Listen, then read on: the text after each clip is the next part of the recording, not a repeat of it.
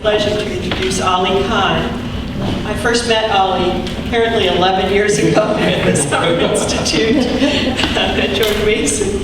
And I'm laughing as I say that because Ali Khan is at Johns Hopkins and a wonderful mathematician and mathematical economist who has very good ideas about economics. And first got to know David and me in some discussions early on about Hayek and so on. But the reason I'm laughing as I say 11 is Ollie's slide says this is the 11th Summer Institute, and I think I said earlier it was the 12th. And I'm pretty sure that the t-shirts say it's the 12th. And so, since David Levy designed the t-shirts, and Ollie Khan has his slides here, we can say something about who's the better numbers. Apparently David doesn't do numbers. Ollie, it's wonderful to have you back at the Summer Institute. Thanks.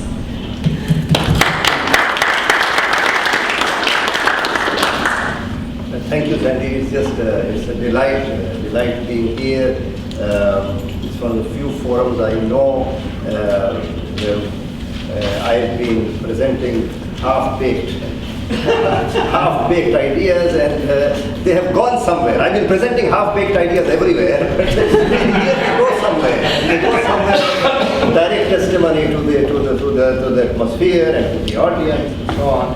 And I am, of course, particularly gratified today to be succeeding. Everybody succeeds Jim Buchanan, but I am succeeding him immediately, right after the talk. So that's wonderful.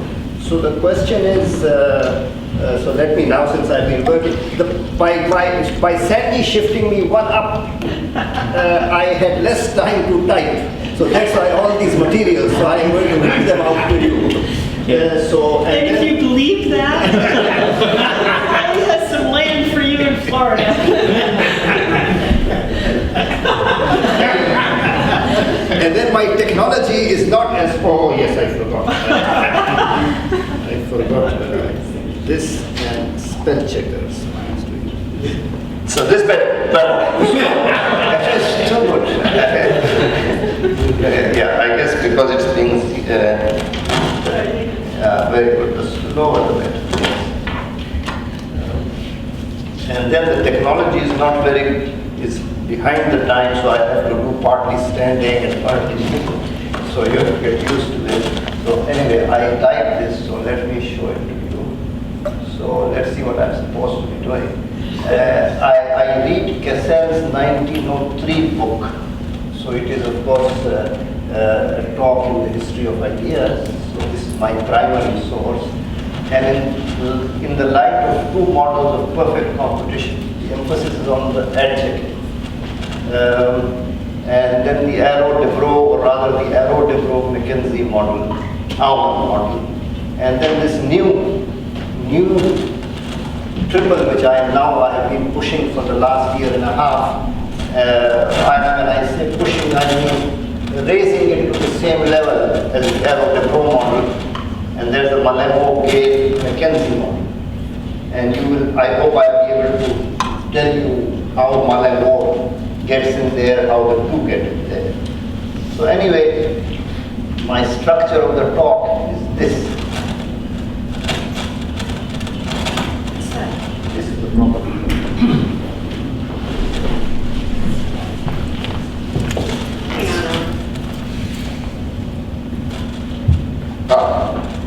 I see. Oh, much. So maybe I should just hold it. Maybe I did. So the first thing is. It's not me to do your slides. No. So the first thing is why Cassel. That's important. And the second is what is speech act theory doing there? Well, I've been reading Austin, but that's not the main reason. I hope there are more substantive reasons. And then I want to talk of Cassel already read. And as you will see, I have yet to check up on Schumpeter, but I did read my former colleague Jürgen Niehaus, Nihans has a book, History of Economics. I think History of Economics. It's 1990 reference. So I want to talk of that.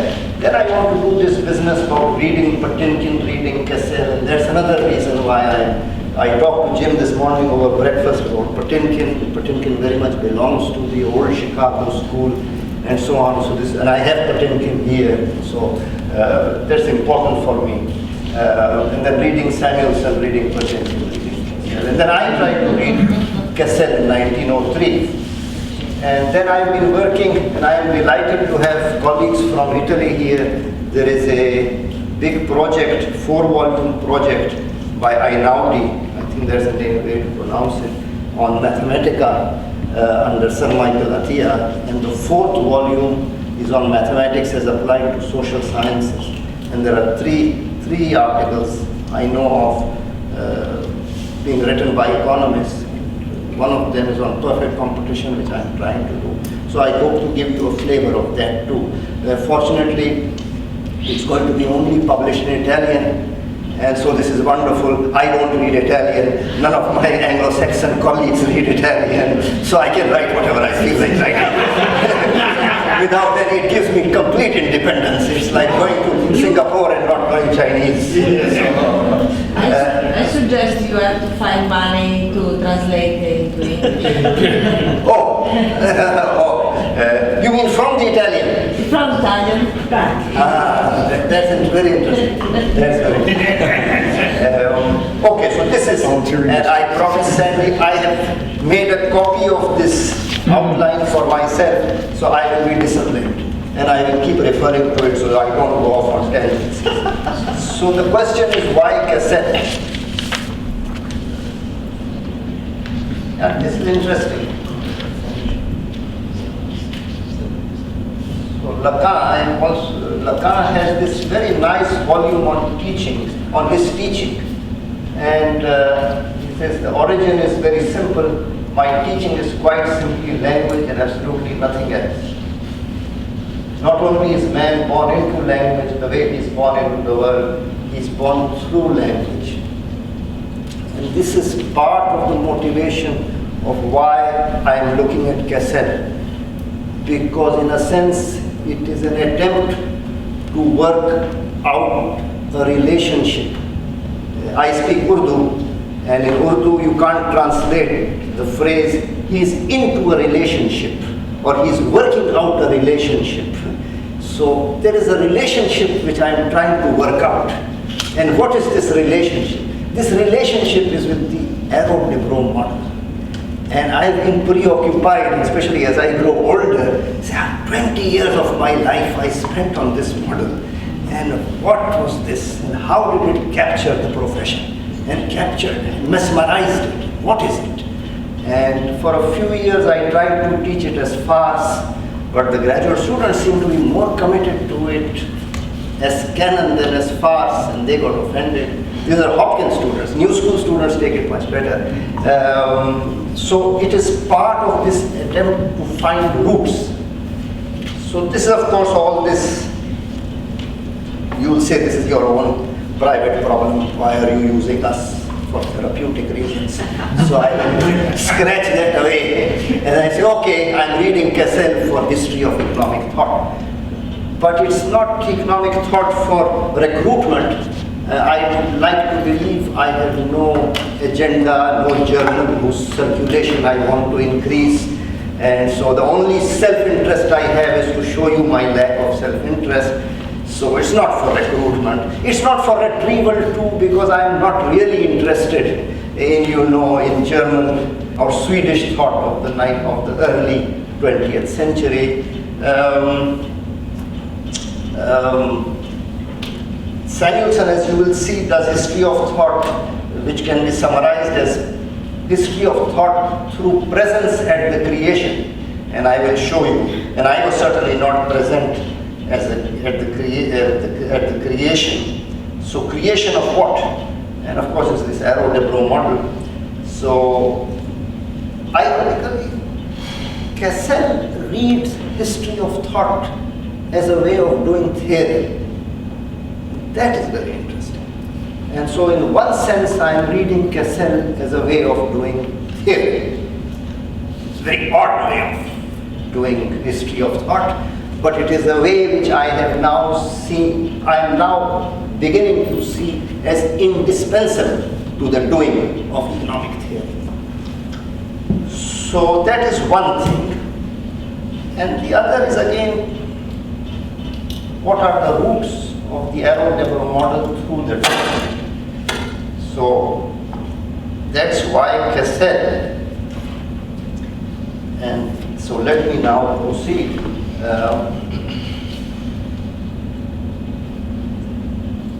So this is a question of language and expertise, and in this I have read it, this slide I have shown earlier at this forum. There's a palpable sense of innocence in Debreu's Pledge of Allegiance that I reproduce as my first epigram. This is taken. So this is 59. And you see the standard of the theory of value is treated with the standards of rigor of the contemporary formalist school.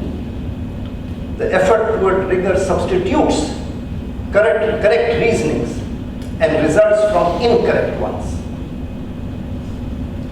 It offers other rewards. The theory in the strict sense is logically entirely disconnected from its interpretation.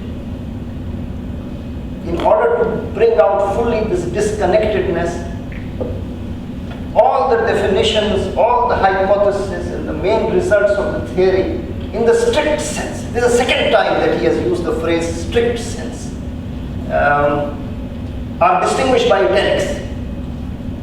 Moreover, the transition from the informal discussion of the interpretations to the formal construction of the theory is often marked by one of the expressions in the language of the theory, for the sake of the theory. Such a dichotomy reveals all the assumptions and the logical structure of the analysis.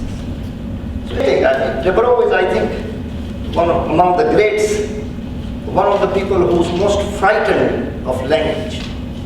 I think, and in a sense, the theory of value, which is the puzzle which I'm trying to understand, break through, brings this out clearly. I mean, you will see paragraphs which are very perfectly and rigorous, formally written. Then he will rewrite them in italics, in symbols, to emphasize this formality.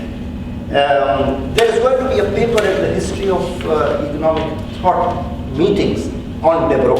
It's a very sad paper for me. And it is downloaded, but I will not go more into it. But Debreu is a very important cast of characters for me in this period of 20 years, this period of, if I, for want of a better expression, mesmerization of the profession.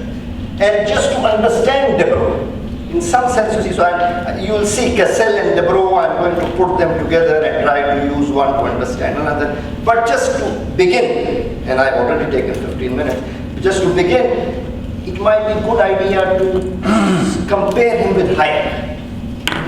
And again, on questions of language, because all question of language, the theory of value was a speech act. It was moving, not somebody, but it was moving the profession. It moved the profession. And another quote is from Hayek. This is all theorizing. This is around 1936. And you see the difference between the two. All I have tried to do is to find the way back to the common sense meaning of our analysis. Yesterday I had a fascinating discussion at dinner yesterday on what Wicksteed means by common sense and so on. So this is important. We are likely to lose sight of as our analysis becomes more elaborate. And it's commonplace. Whereas the other guy is creating theory, this is commonplace. But from time to time, it's probably necessary to detach oneself from the technicalities and quite naively ask, what is it all about? So I'm asking, I'm trying to ask, what was this theory of value all about? This slim volume. This is part of his presidential address, actually. So now I get back into 1968. Now I'm entering Cassel. And so I tried to find out, When Sandy said crisis, I said, well, Cassel was interested in the real and the monetary dichotomy. Presumably the crisis has something to do with the real and the monetary dichotomy. So I tried to go to Cassel. And how do I go to Cassel? I looked at Arrow's article in the Encyclopedia of Social Sciences. And there, sure enough, he has mentioned Cassel. It can be maintained that Smith was the creator of general equilibrium. So Cassel on general equilibrium theory. So what is general equilibrium theory? Although the coherence and consistency of his work can be questioned. Coherence and consistency. The full recognition of general equilibrium concept can be unmistakably be attributed to Wallace.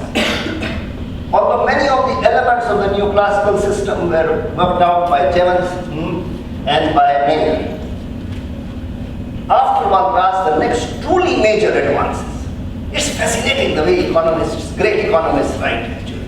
They feel constrained to pile up adjectives on adjectives. So not just major advances, major would not be enough, truly major advances. Did not come until the 1930s. There were two distinct streams. The German language literature. It's very interesting, this identification. The Germans with existence and uniqueness questions, and the English with stability and comparative statics. The former started with a thorough examination of Cassel's simplification. It's a nice phrase for understanding how Cassel was read. He offered a simplification of the Walrasian system. An interesting case of work which had no significance in itself. This is the Hegelian aspect of Kenneth Arrow, and yet whose study turned out to be extraordinarily fruitful.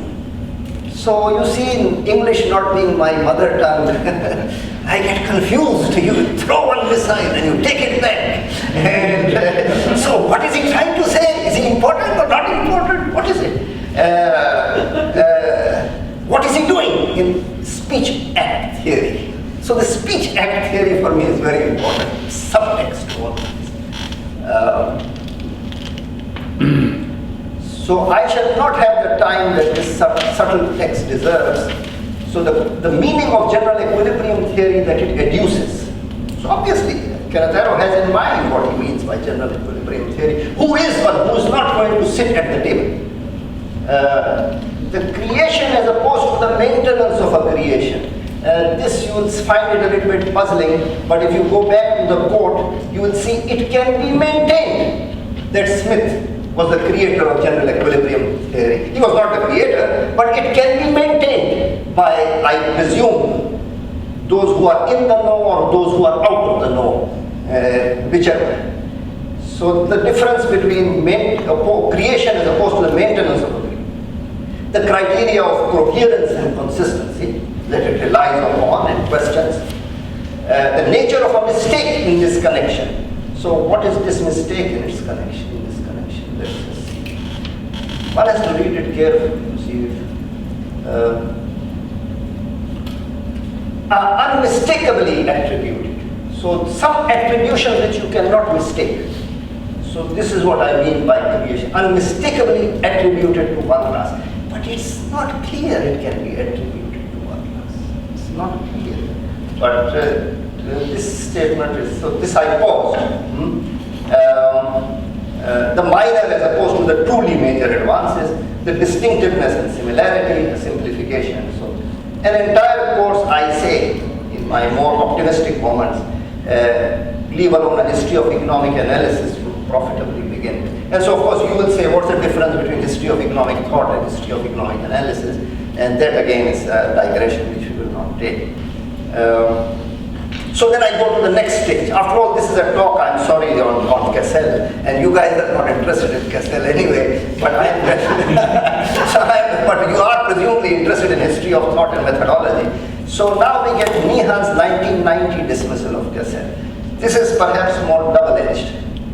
After a gratuitous citation to Cassel as a precursor of sorts to Cournot, he writes in the context of Wieser's work. Is it Wieser? I think Wieser's 1929 work. Though his pupil Hayek praised it as the greatest synthetic achievement of all contemporary economic theory, it does not compare to Alfred Marshall, Cassel, or even Gustav Cassel.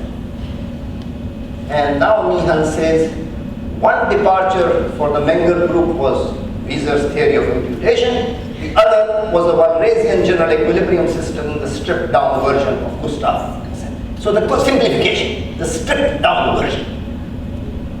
And then he talks a little bit about Wieser. Wieser's theory was supposed to explain, I told you economists write funny, supposed to explain how factor values are derived from product values. In competitive equilibrium, Wieser argued, this is so. With fixed technical coefficients, this is so. The trouble was that except for special cases, he seemed to have either too many equations or not enough.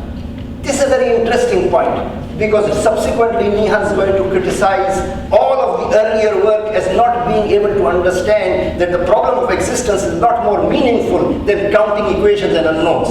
But here he is dismissing Cassel precisely because he counts equations and unknowns. And then he says, of course, Wieser's formulation was highly imperfect in the first place.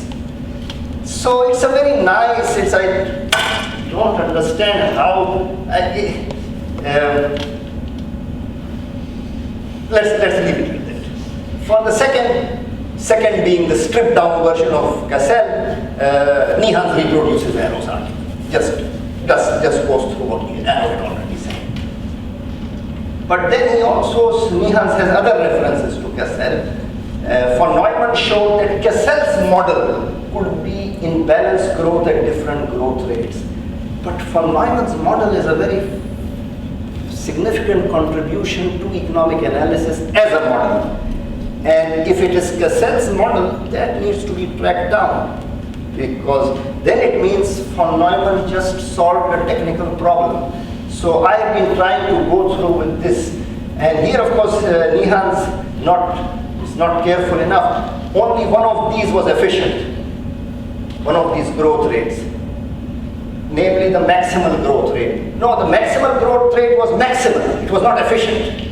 Efficiency and maximality were two different criteria. In fact, as Malebo later will prove, it was inefficient.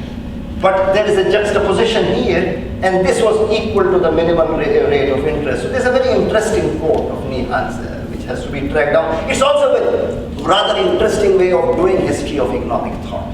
In a sense, a historian is supposed to, I don't know supposed to, but to be taken seriously must validate through footnotes and archival work what he or she is doing. And presumably when we do intellectual history or economic thought, we must validate not through primary archival source, also through primary archival source, but through the analysis what is being done. And there is nothing on that. And then we get more extravagant language. Cassel, an incarnation of neoclassical economics. And as in the Mad magazine, he would say, what this? What is this incarnation of neoclassical economics? Had articulated the concept of an economy in balanced growth with unchanging structure in which all components grow at the same rate as population.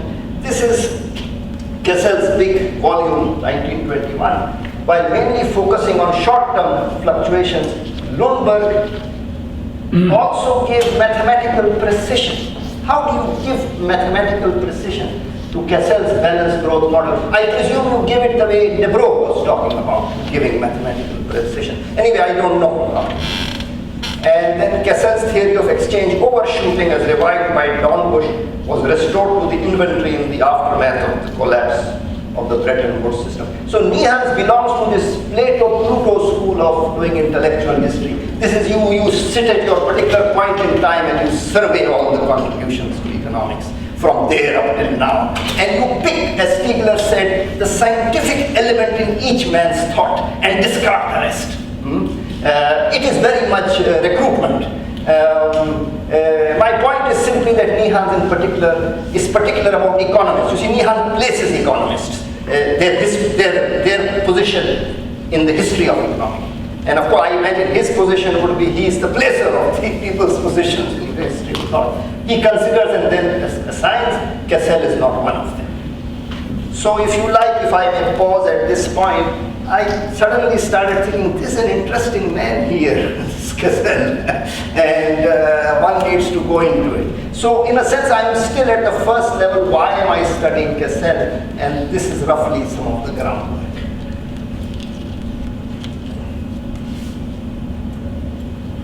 So this is Mr. Cassel. So 1899. And this is the big German thing. And then the nature and necessity of interest. I don't think it's translated. I think it was in English. I have it here. This is the book which I Xeroxed and I nearly destroyed it. The Hopkins library. And David tells me it depends on wood pulp versus ragweed. So it was in the, then he says 19, I don't know where Meehan's got the date 1921. So this is, and then there are these fundamental thoughts in economics and quantitative thinking in economics. If you will forgive my indulgence, I will show you, they are beautiful volumes. They are beautiful volumes in terms of size because they can be directly compared to theory of value in terms of their, it is something that you can finish. So the fundamental thoughts are even slimmer than the quantitative thinking. So this is one, and now we get, so this is the prelude, a good introductory discussion. Then I get to, now I am now beginning to get in touch with Jim's presentation, Patinkin Appendix H, where he gives extensive quotations from Cassel. And Patinkin is a great admirer of Cassel. And I, at this point, if you like, I was getting warm on what I was trying to track down. And I was feeling happy about this, and happy about having given somewhat recklessly this title to Sandy about 3 months ago. So Weintraub is also about good introduction. And it's very interesting introduction. Weintraub bypasses Vargas and goes to Cassel. I have yet to check. So I told you this is ongoing work, which I hope I am not abusing the privilege. I have yet to check Schumpeter, and I have to check Ingram in Israel. So this is, and so now this I typed when Jim was speaking. So it's interesting that in his reminiscences of Chicago, Patinkin, this is the old Chicago, when discussing the core curriculum, feels it necessary to date Cassel but not Marshall. I quote Patinkin. Simons taught the undergraduate course in price theory and Mintz the one in money. Simons' course introduced us to partial equilibrium analysis by means of book 5 of Marshall's principle and general equilibrium analysis by means of chapter 4 of Gustav Cassel. And I don't know if partial and general equilibrium were established distinctions at that time, but you get clear when you are reading it. And Patinkin's objective in his Appendix H on monetary aspects of the Casselian system is to unravel. So you see, now I tell you why Cassel is important for me, because in the theory of value, there is no money. And in the theory of value, Debro's theory of value, is to be taken seriously. That means the classical dichotomy must work. Money should be in some sense irrelevant or inessential to the workings of the real economy. Because if it's essential, how can you exclude it? And Debro and Arrow, the Arrow-Debro model, the Arrow-Debro-McKenzie model, in fact, the Arrow-Debro-McKenzie-Aumann model, in fact, our reification of what perfect competition is, doesn't have money in it. So to that extent, our reification is a subscription to Cassell's dichotomy. And it is this Cassell's dichotomy that Patinkin is going to explode and is going to aim at. So now I have an answer to your question. He asked me, Professor, what are you going to speak on? So this is what I'm speaking on. It is this dichotomy which I'm speaking on.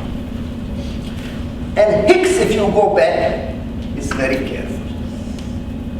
Hicks Because Hicks does history of economic thought seriously.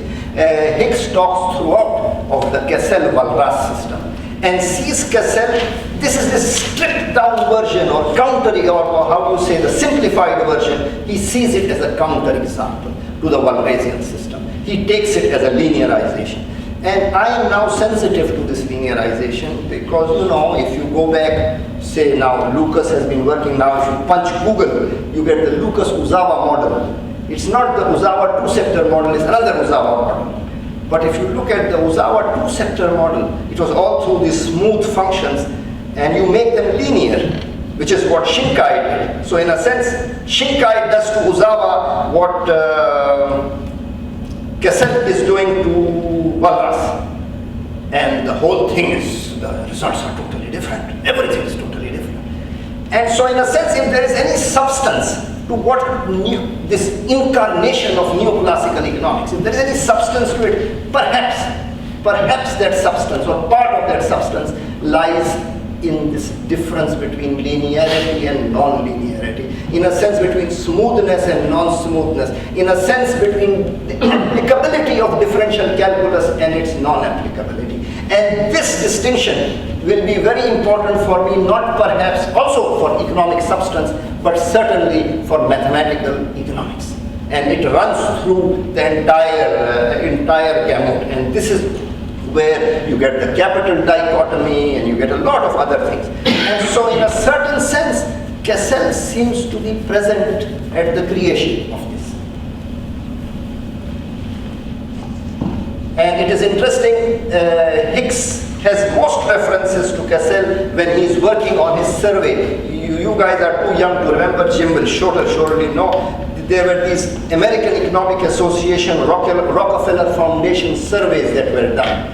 And Harry Johnson did on monetary theory, and Hahn became famous doing his Hahn Matthews on growth theory. Hicks surprisingly did it on linear theory. And one would think, what is this linear theory all about? And Hicks was at that time, in his preeminence as a theorist, does linear theory. And I think it's because Hicks, as a history of thought person, going back to von Neumann and going back to understanding von Neumann. And von Neumann, of course, is just disregarding calculus and going to linear theory. So in a sense, when Nihans talks of von Neumann worked on the Cassel model, even though he's explicitly dismissing him, he is really raising him up in the pantheon.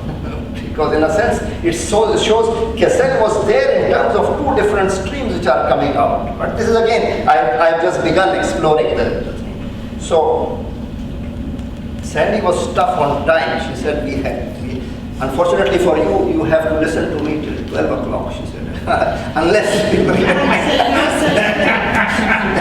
So, I better stop. If you have any questions, I will, now would be a good time, because this is one part. I've tried to tell you why I got interested in Cassel, and this I've tried to tell you as best as I could.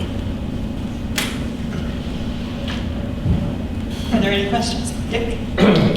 And as we're doing questions, if you could say who you are and where you are, I think that would be good for the group, because not everybody knows everyone's. Richard Wagner, George Mason University. I wonder, in terms of this classical dichotomy of the real and the money, I was thinking whether things got set in the wrong foot going back to Karl Menger's theory of the origin of money, that had that origin of the real commodity that then became widely saleable. And I remember Joseph Schumpeter distinguished between a credit theory of money and a monetary theory of credit.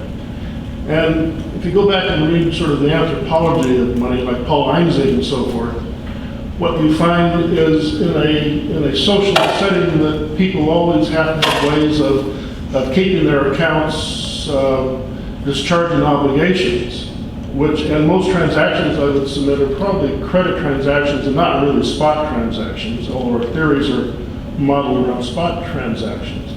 And I wonder whether in terms of getting away from this dichotomy, whether we have a mode of thinking that kind of imposes that dichotomy, and the way we talk about the origins of money kind of reinforces that, and maybe there's some insights in Schumpeter's remarks about a credit theory of money as an alternative approach that would let this come out naturally too, I wonder. This is very well taken comment. But at present, I am aiming in a very narrow and focused way on Debro. And in a sense, to what extent this mindset is evidenced in that book. Sandy, there's somebody else. You want me to? I've got one here. Okay. It's interesting. Oh, sorry. Marcel Bouwmans, University of Amsterdam, Netherlands. Your history on general equilibrium history runs parallel with the history of economics becoming a mathematical science, which is one of the most recent book of Roy Weintraub. So it is interesting to see, because the key figures you have mentioned in your story to now is von Neumann, De Breu. These are mathematicians who thought about mathematics in a very specific way, namely mathematics as a language. And it's the structure of the theory, which is the theory. So Koopmans has in his three essays of the state of economic knowledge, he says exactly that is where they come together. Mathematics is language, is theory. So it is interesting to see that your history is not about having problems with language, as the things you started with, but saying that it is all about language. I should like to take up this as we proceed. This is very important. Let me just point out 2 points. One, I reviewed in the history of political hope. I reviewed Weintraub's book, and it's, I think, among all the nonsense that I have written, it's one of my most sensible 3 paragraphs. And I go into this. I got stuck even at the title. But you will see, I will send you a copy. And the second part is this whole question of mathematics is language, or mathematics is a language. And this again, we will talk more. But I will see, even in the talk, you will see, I would like to hope further explication of some of the threads that you are laying down on the table. Tom Humphrey, retired from the Federal Reserve Bank of Richmond.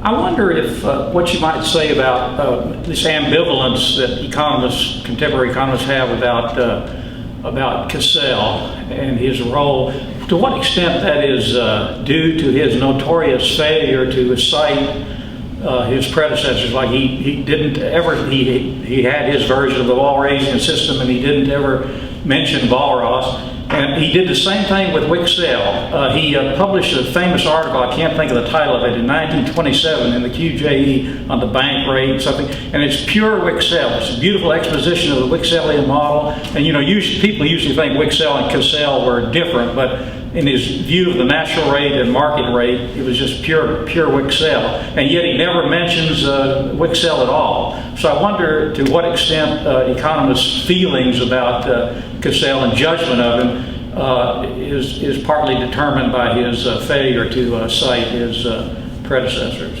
and his contemporaries, on whose work he obviously drew.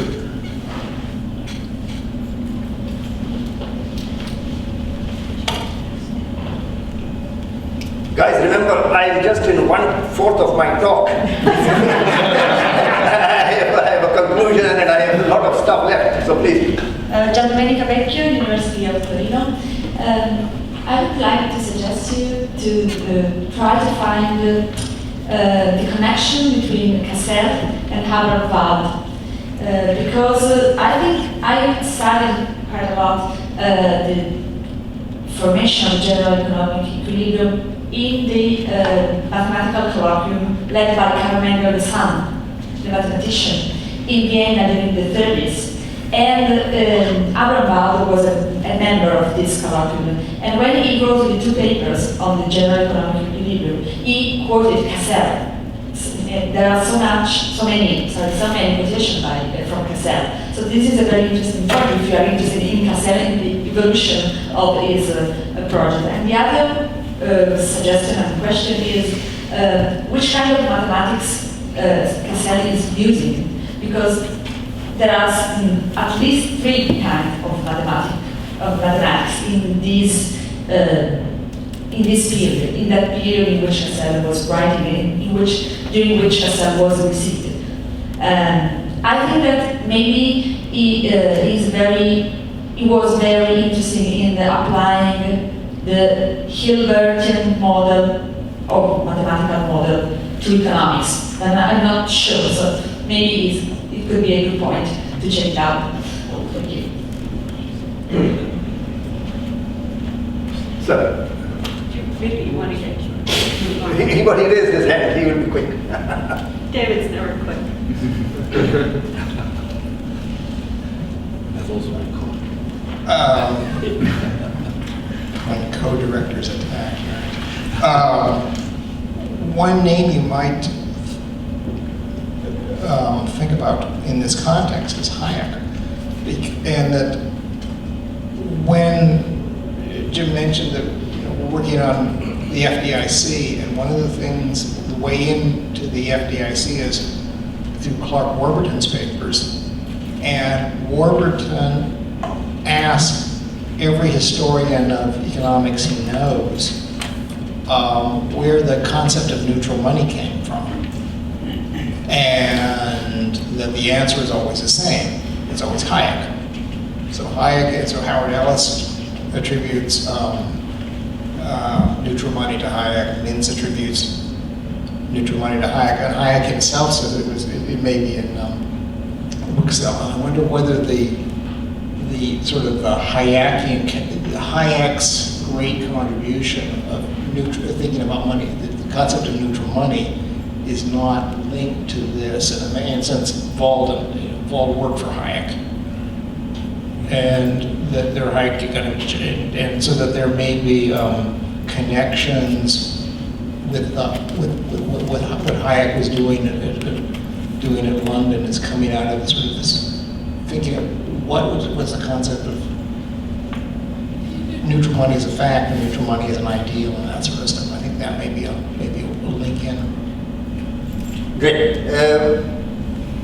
I was trying to apologize to you all for wasting your time on Cassel. And all these questions tell me, no, go ahead and study Cassel. So I am very grateful. I'm very grateful for everything. And the question of citation is of course important. And I will get back to Abraham Wald to do it. So let me continue with my story. My story is essentially that this is why Cassel. This is why Cassel. And then all you talked about for my context and so on. I am still not clear what is my context. I am only clear to the extent that my context is Debro's theory of value. And I keep coming back to it. And the nice thing about Debro's theory of value is it makes the assumptions explicit. There is something transparent, something honest about it. And as Wittgenstein knew, the main thing which it does not make explicit is the ground on which it stands. That's the biggest assumption. And what is that ground? That ground which is so much assumed that it need not be specified as an assumption. That is my aim. And that is something which goes back to the 19th century. It is called commodification. So if you take my talk, if you like, in 15-minute slabs or globs or whatever, so the first 15-minute glob took 45, it's over. I've got my comments. The next glob will be on commodification. So let me tell you about commodification. So let me tell you about Arrow Debro on commodification. So Debro begins with the somewhat understated but nevertheless dramatic departure from what he sees as conventional usage. And now I'm getting into the thick of language. I'm getting to this business about is a language, symbolic, mathematical, and so on. So the dual concepts of commodity and price are introduced in this chapter. The meanings of these terms, somewhat different from current usage, will be made precise in the next sections. Many examples will be given as illustrations. So this is the agenda. This is an assumption which was not specified in Debro's theory of value. and not specified as an assumption. And what is that assumption? The assumption is, where did the assumption go? The work is begun in Euclidean space RL with a rather fundamental assertion. And this Euclidean space RL will play a very crucial role. And I wish to remind you what I remind all our first year graduate students, be they in Hopkins or in the new school. There are at least 4 structures on RL. One is a linear algebraic structure, addition and scalar multiplication. The other is a metric structure, distance. The third is an ordering structure, greater than. And the fourth is an angular structure, perpendicularity. So in a sense, RL is very rich for our blood. Prior to me, Jim Buchanan spoke on rules as, in some sense, pricing of rules and efficient rules, on rules as commodities. Partha talks of trust as a commodity. And you see this whole, if you like, success of Arrow-Debreu model, its way of getting at the profession, is through this, if you like, overreaching what a commodity is. But let me not anticipate. Let's go back to his words. It is assumed, it's assumed there is only a finite number of distinguishable commodities. It's also assumed, so actually I was wrong. He is explicit, but he doesn't italicize them like the convexity. It is also assumed that the quantities of any one of them can be any real number, including root pi. From now on, the full generality of the concept of commodity should always be kept in mind. By focusing attention on changes of dates, one obtains, this was italicized as a particular case of the general theory of commodities which will be developed below, a theory of investment, capital and interest. Similarly, by focusing attention on changes of locations, one obtains, again italicized. Italics to Debreu is when he is shouting. So as another particular case of the same general theory, a theory of location, transportation, international trade, exchange, the interpretation of the results in those terms will be left to the reader. Since it offers no difficulty once the definition has been granted. This is fascinating. This to me is a revolution. This is how you cause a revolution. You say everything done to be prior international trade, irrelevant. Everything done, Keynes, poor guy, was talking of savings, investment, special case, just special case. You look at the theory of value, and surprisingly, it's never been singled out, at least to me, in terms of my own education. So I told you earlier, I'm trying to work out the relationship. These sentences are very important for me in working out this relationship. In a certain sense, this is a bracketing of a whole economic literature.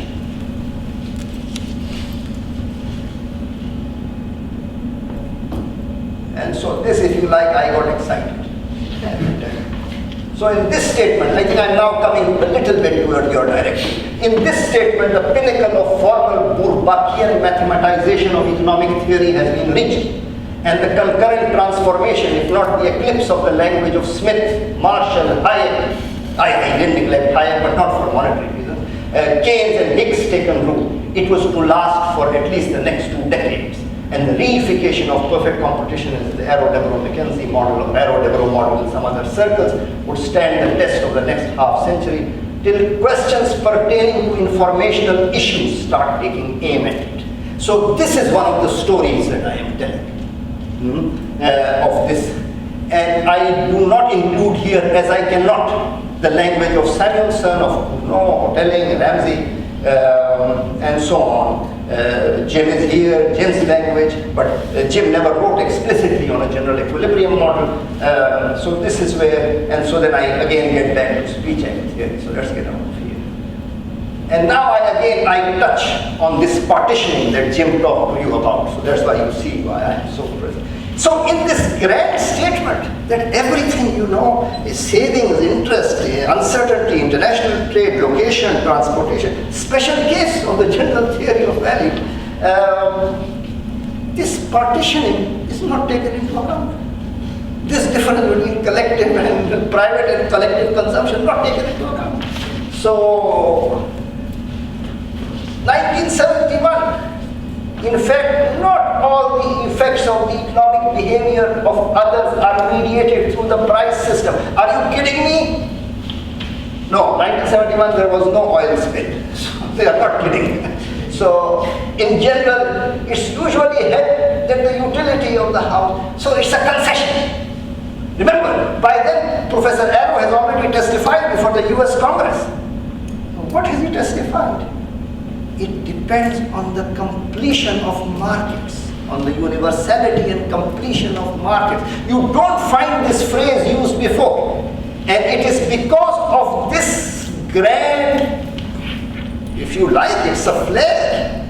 Everything is a special case. Pick out N commodities. They are RL. And then the theory is done.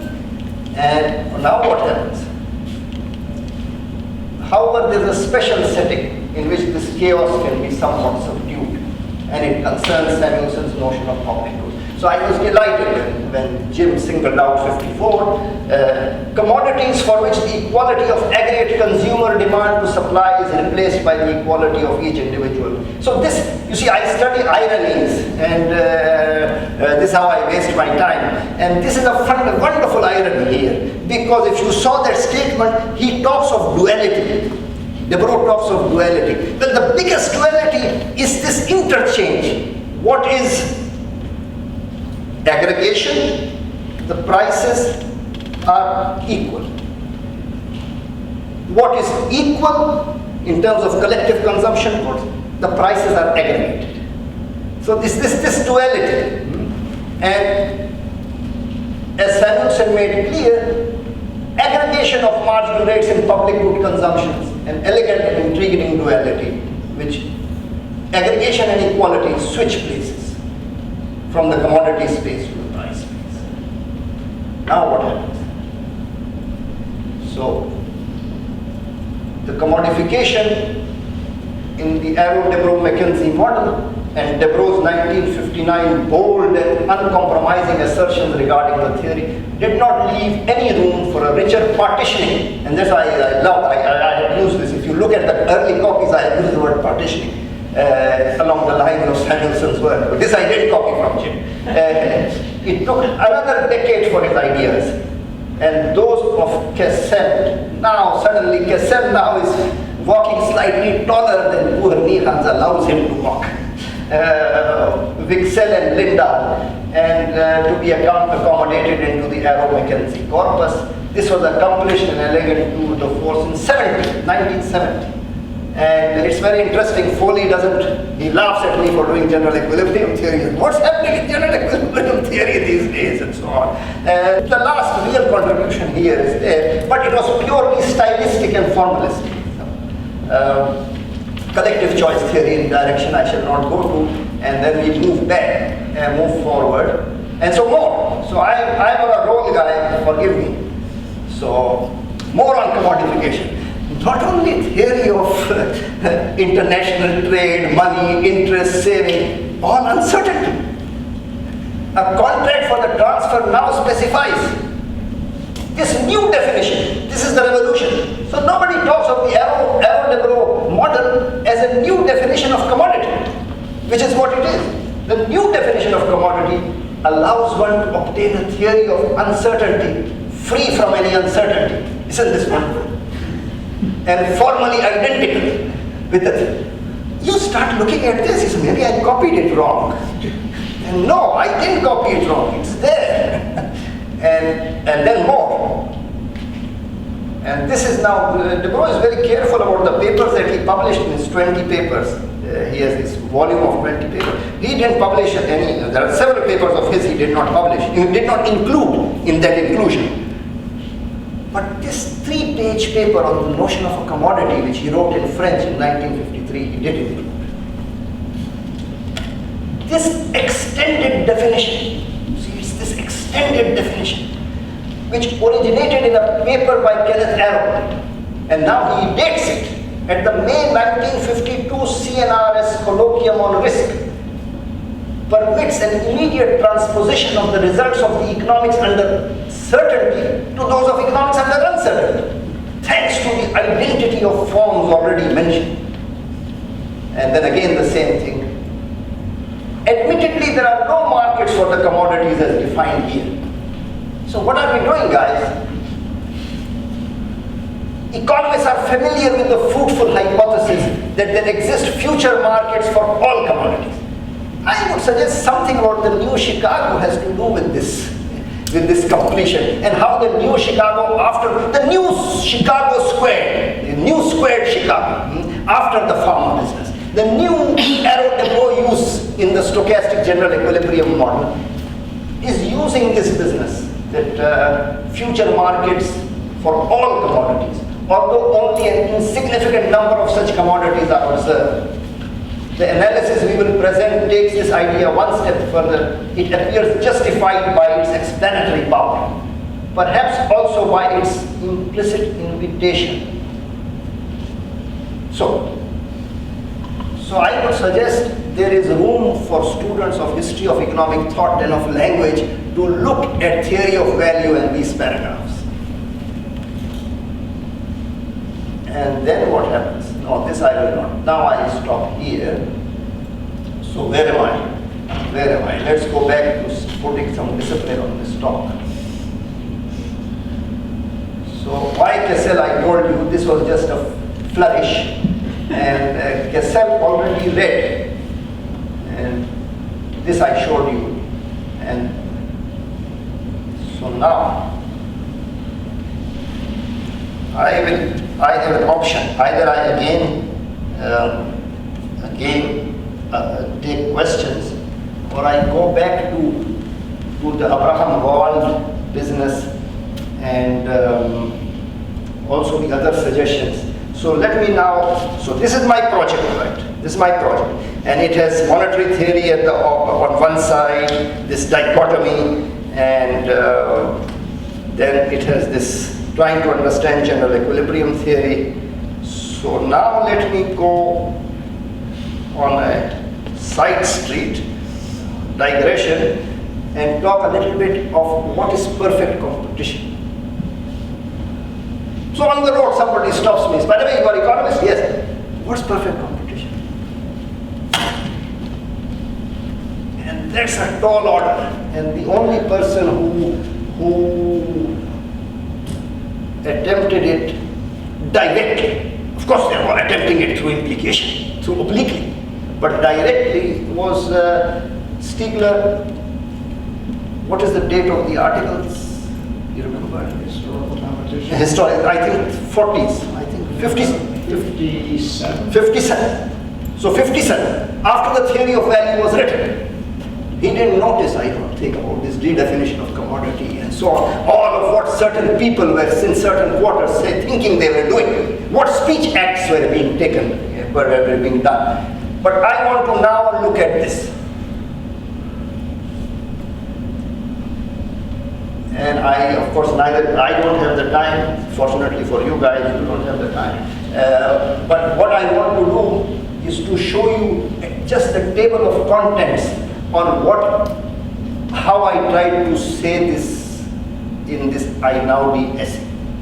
So my mandate was, we would like you to write an essay on perfect competition for the last 50 years for the cultivated reader, not for the mathematician. And I said, I cannot write on perfect competition, impossible. But I can write on perfect competition as equations. I can write on perfect competition as equilibrium theory. So he said, yes, this is fine with me. He's a delightful man, Professor Bartocci. He told me, my translator is having crisis after crisis, but that's another story. But Professor Bartocci, this essay is due to him. So what I should like to do is to show you this table of content. But before I show you this table of contents, you are all economists. So what is perfect competition?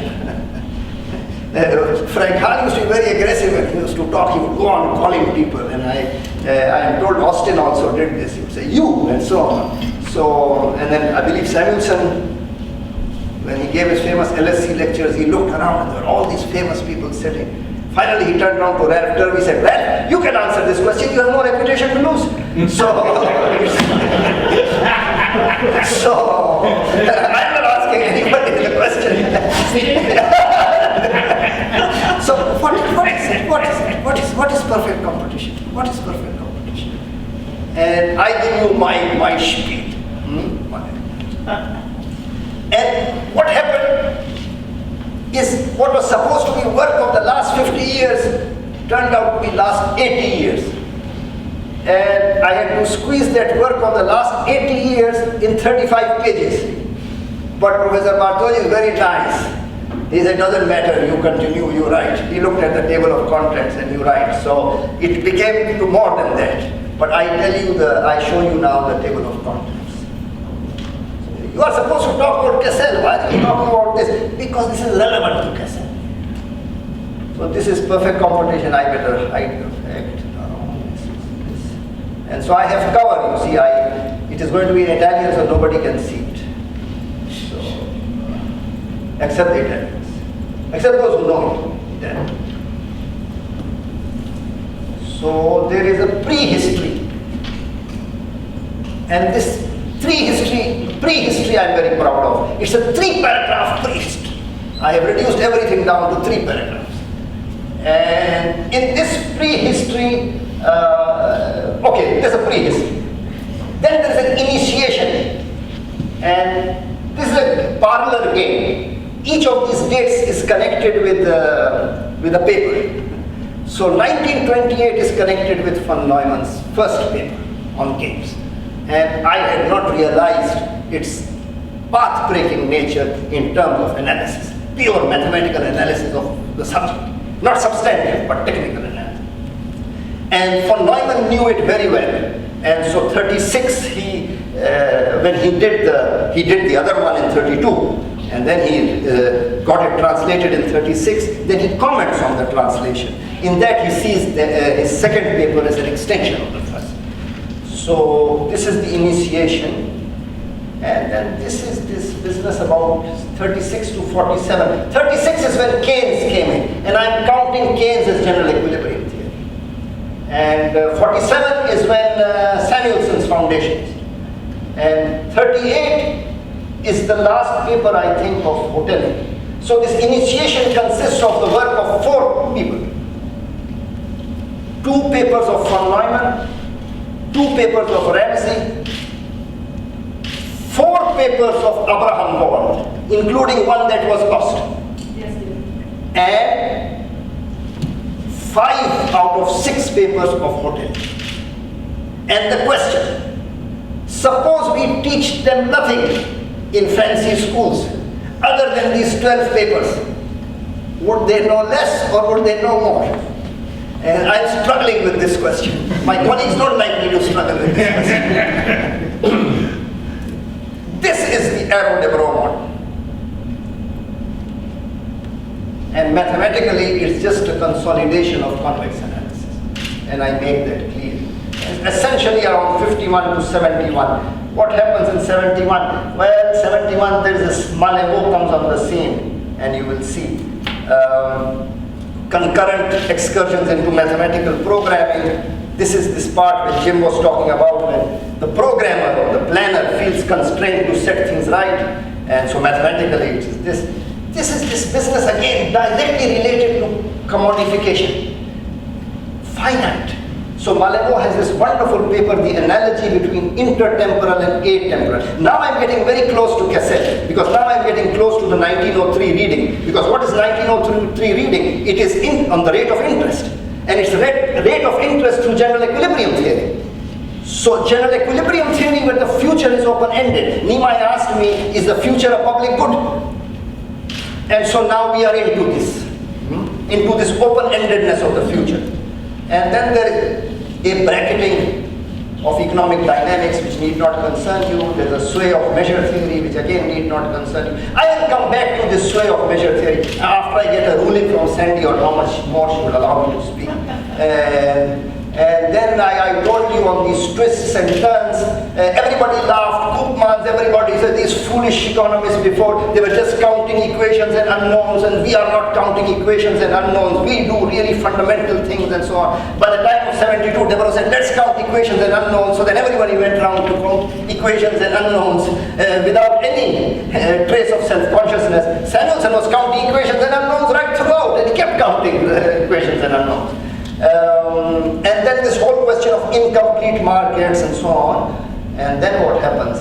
Then you get what Deborah had erased. He had erased probability theory.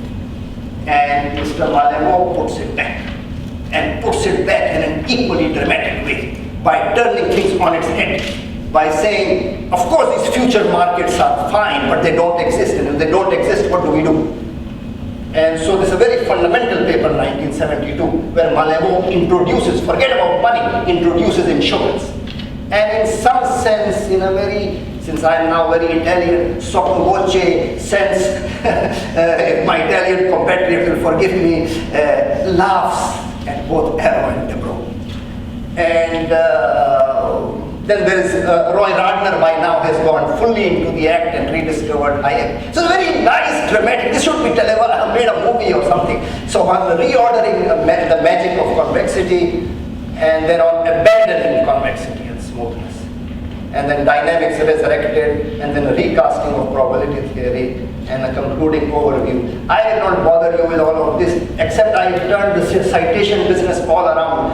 I only cite orphaned papers. So this whole question of citation indices are going to get panicked if they allow me. Professor Bartolci might suddenly rediscover. And orphaned papers are largely my own. And if your papers are really good, then they should be in collections. So my bibliography, if there is nothing in this essay I'm proud of, I'm proud of the bibliography.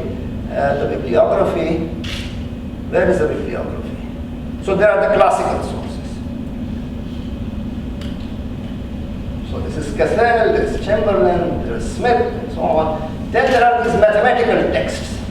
So we don't need to worry about them. Then there are these monographs and collections.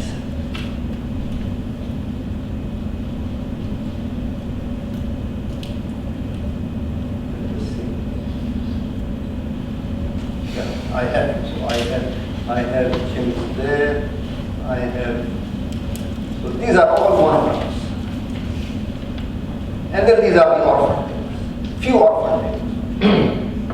Okay, now I get to the conclusion. Ollie? 5 minutes, very good. So let me read the conclusion and then I will summarize. So this is, maybe this is it.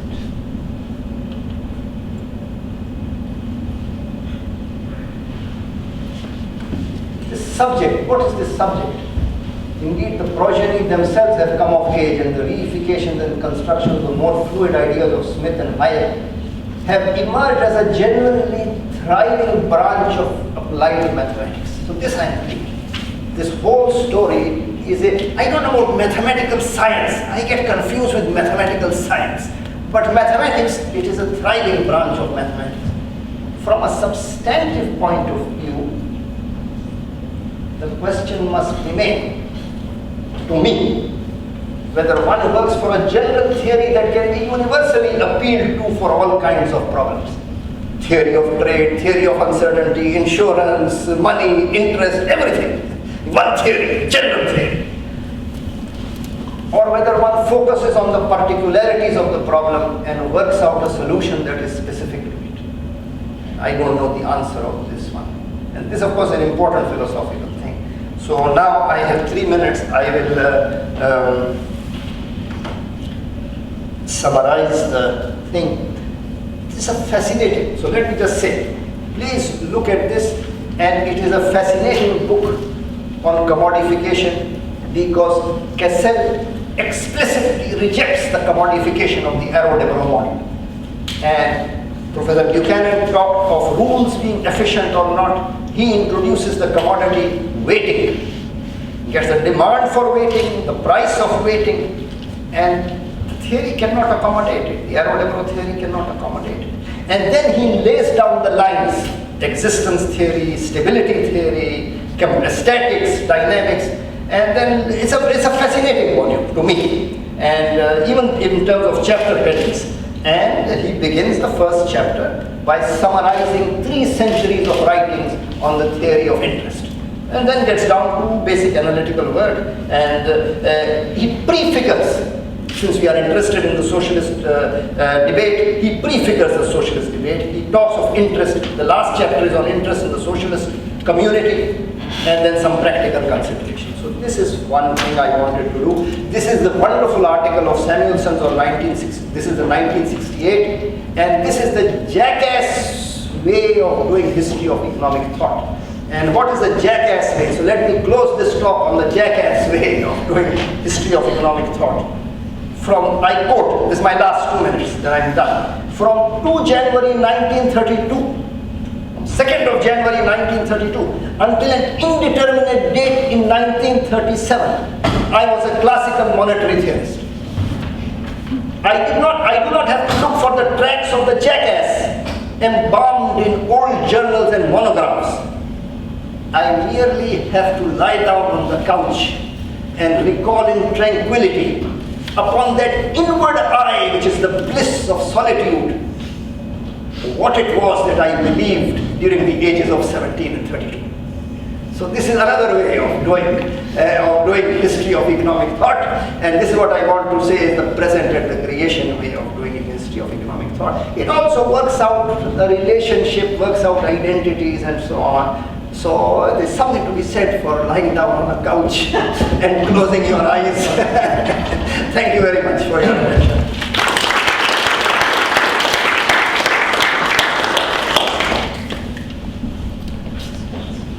Ask you to raise your hand if you've got a question or comments, or I'm sure Marcel has several.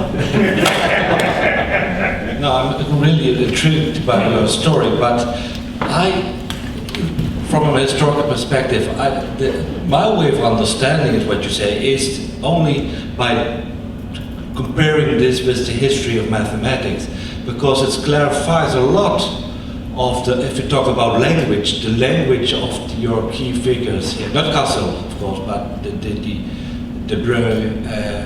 didn't really mention Koopman, but Koopman should be involved. I have Koopman. Yeah, okay. So you see in the language, the way they think about theory, what a theory should be all about, is very much coming, or can be rooted to the background in mathematics.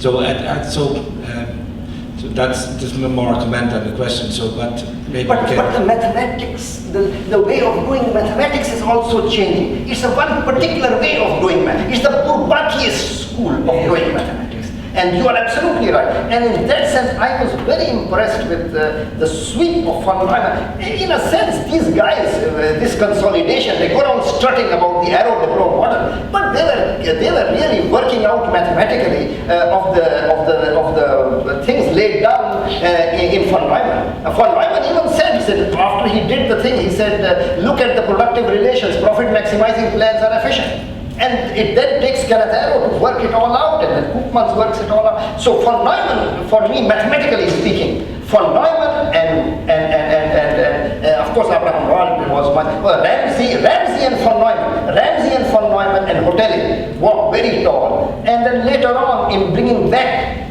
ironically, bringing back the thing is Stephen Smale. Stephen Smale then argues against, if you like, Stephen Smale then resurrects Samuelsonian dynamics. And because his credentials in Debro's eyes are unshakable, Debro buys it. And then does, in 1972, the MIT way of doing economics. There is a linguistic turn at Berkeley. And you are right, all of this, exactly all that I said, can really be understood through the mathematical vernacular, not the substantive one.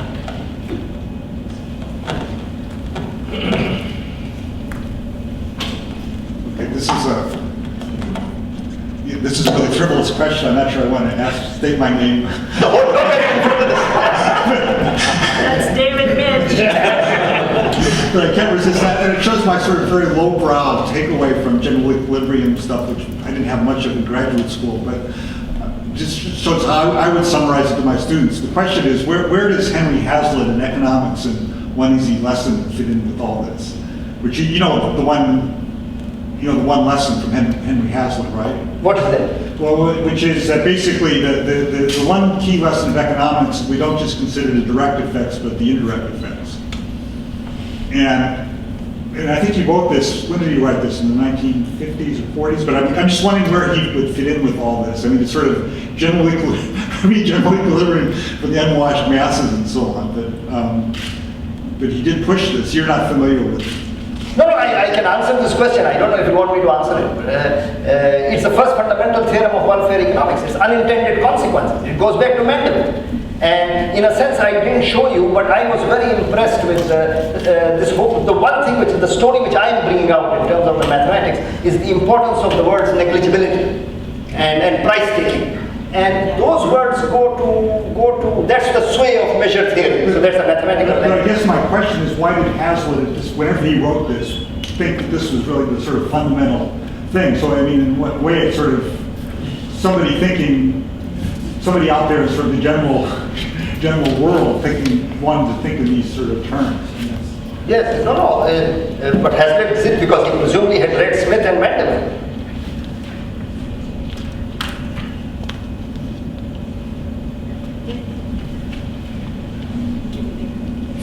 Following up David's question, there's a fabulously interesting review of Hazlitt's Economics in One Lesson by Al Lerner. And that Lerner's point is that, that everything Hazlitt says is correct and useful in a world of full employment. But when you get out of full employment, then the sort of the Hazlitt line doesn't work. And so that this, and I hadn't remembered Lerner's review of Hazlitt, and certainly and had not even thought about it in sort of the general. Where did he do? Do you remember where he published it? It's one of the major journals, so it'd be, if I didn't JSTOR. but if you're making the point that Keynes is in general equilibrium theory, which I think is of course correct, then the Lerner's review of Hazlitt might be really sort of interesting. That Hazlitt, and of course, Hayek is very close to this respect. If I may just say one more sentence to make, it goes back, you cannot let language go on holiday. And I have a feeling that Arrow Debreu let language go on a holiday and the profession got taken for 20 years. I think that would be a good Summer Institute t-shirt line, so I'm writing it down. We do have a line on the t-shirt this year. Language go. Don't quote me, guys, I still have to eat out of this profession. By the unknown mathematical Some mathematicians. Johns Hopkins. Are there other questions for Ollie? Another question.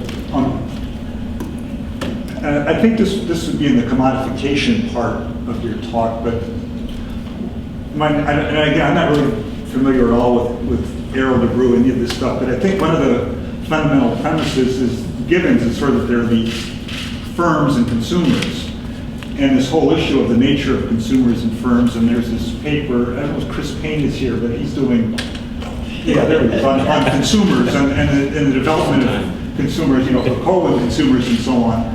And I would think there would be a lot of issues unpacking consumers and firms that these guys assume away. The issue of households and what are in households and But you see, the consumers and producers and so on build on commodification. If the commodification is in itself suspect, then the fact is each consumer knows precisely that commodification from now to the state of future, and you are going to have fictional commodities. But the issue of consumers and firms is being fiction. Surely. No, yes, of course. My question is about your opinion about mathematical economics. Do you think mathematical economics is responsible for scientism in economics? Or do you think mathematical way of thinking or formal logical analytical way of thinking economic question is a separate issue from prevalent scientific relation universities is established.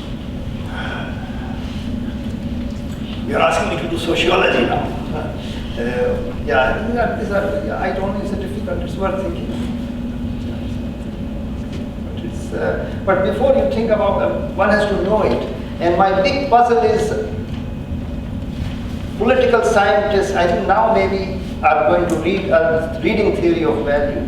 But how come, I mean, in a sense, the economists who just said, oh, this is of no consequence theory. And MIT was one of them, actually. I remember Bob Solow once saying at lunch at Hopkins, Halverian is the only concession that we made to Berkeley economics. And of course, Halverian didn't get tenure at Berkeley, at MIT. So it is very interesting. It's very interesting.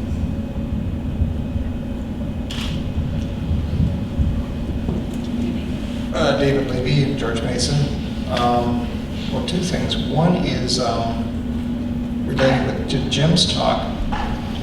One of the things that Lucas seems to be most proud of is linking the Arrow-DeBrew model into monetary theory, and so that New Chicago may just be a suburb of Arrow-DeBrew, and so that's and on the mathematical point, it was just sort of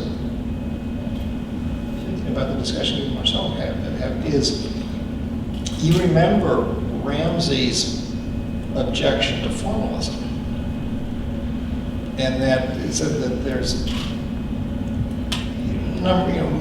maybe the numbers are meaningless marks on paper.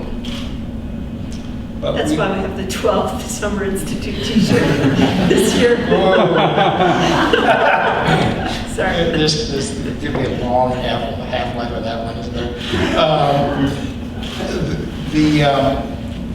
But we also use numbers intuitively, so we talk about. And so the question might be, what's the relationship between a formal number and an intuitive number? And that it sounds like DeBrew is making or the people who are reading DeBrew don't see that for a formalist there is no behavioral link. There's no reason to believe that the formal numbers or the formal things correspond in any way, shape, or form to how we behave. Which is it. So that objection was made a long time ago by Ramsey.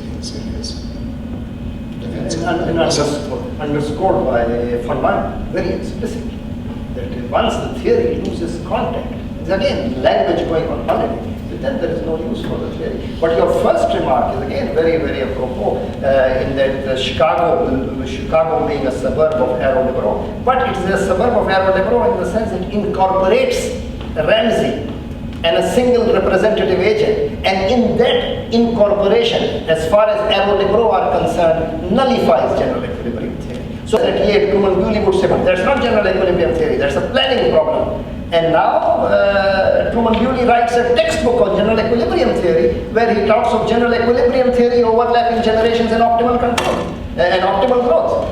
So it's a very interesting incorporation and movement which is going on.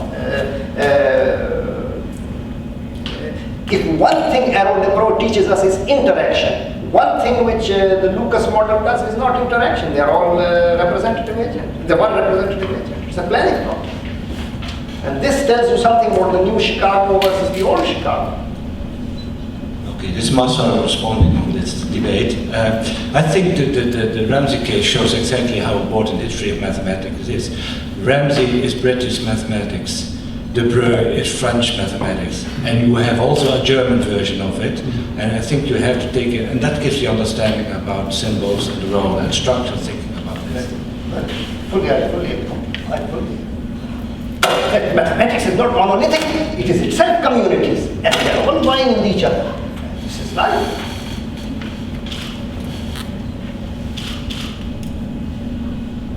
Have we exhausted each other?